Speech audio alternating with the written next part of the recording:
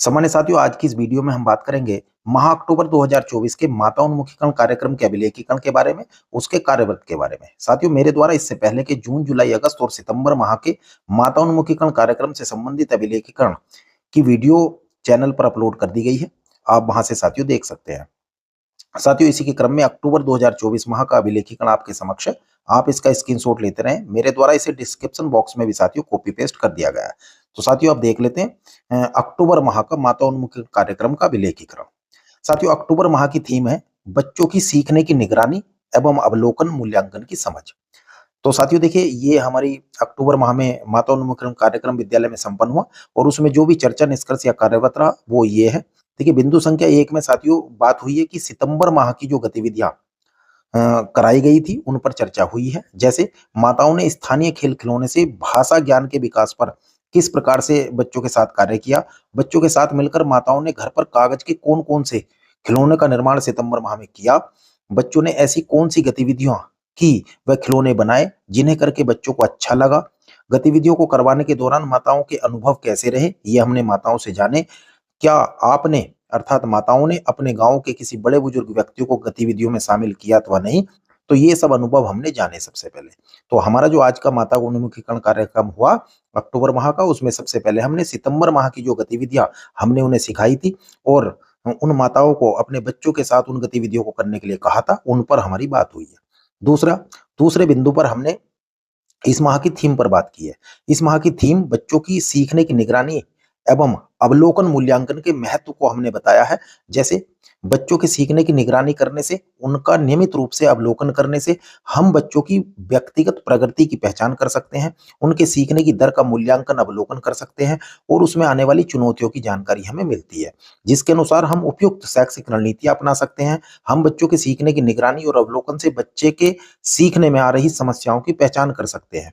जैसे कौन-कौन सी समस्याओं की? जैसे एकाग्रता में कमी है, व्यवहार संबंधी समस्याएँ या समझने में कठिनाई यदि है, तो इन समस्याओं की हम पहचान कर सकते हैं और अवलोकन करने से प्राप्त जानकारी के आधार पर बच्चों के अभिभावकों के साथ संवाद करके बच्चों के सीखने में आ रही समस्याओं का निराकरण किया जा सकता है। समस्या समाधान में माताओं को उनकी भूमिका बताई जा सकती है। ठीक है साथियों, बच्चों के सीखने का नियमित रूप से अगर अवलोकन हम कर रहे हैं, तो अवलोकन करने से बच्चों की रुचि और क्षमताओं का पता चलता है, जिससे उनकी रुचि के अनुसार सीखने के अवसर उपलब्ध कराए जा सकते हैं। तो देखिए, हमने इस माह की जो थीम थी कि बच्चों के सीखने में हमें नियमित रूप से अवलोकन करना है और नियमित रूप से मूल्यांकन करना है।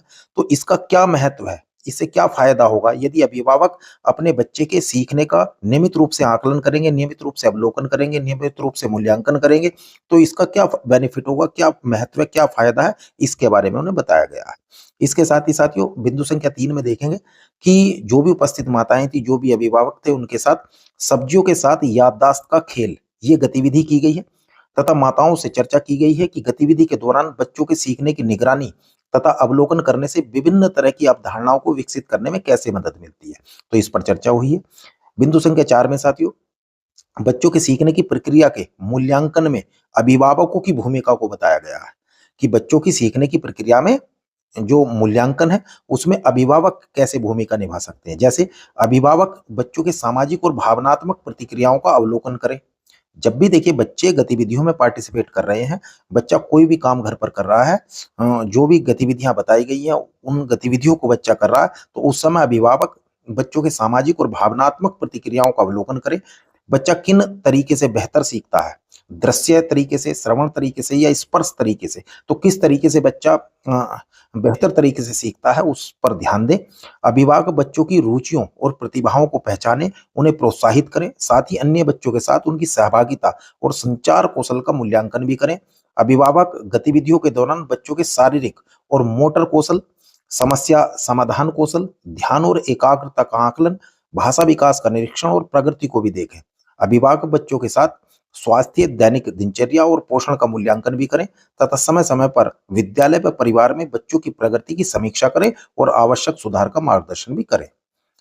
साथियों, बिंदु संख्या 5 में बात हुई है कि माताओं के साथ 2 गतिविधियां साझा की गई हैं।